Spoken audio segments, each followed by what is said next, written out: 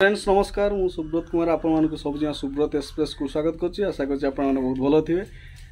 आज वीडियो रे आपन कहबे जाऊँगी जे पाठ पढ़ार कौन गोटा बयस न था गोटे सीमा न था आम जेको समय पढ़ी पार।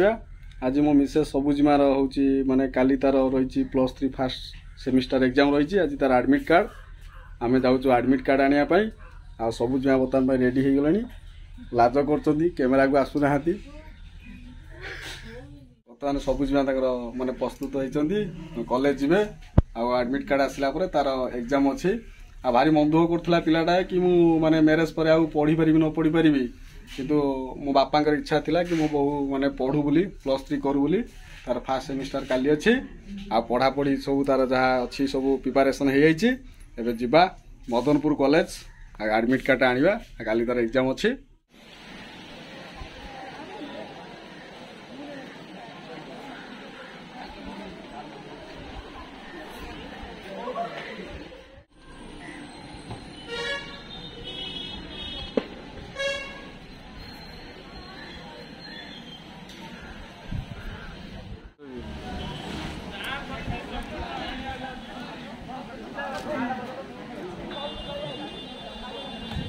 बर्तमान पे आम मदनपुर कॉलेज रे आसिलु तार एडमिट कार्डटा नहीं आसिली काली तो एग्जाम अच्छी काली एग्जाम को जीव से फास्ट टाइम एग्जाम दब।